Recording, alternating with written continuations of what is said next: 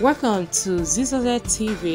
Kindly subscribe, share, and like for latest updates and news.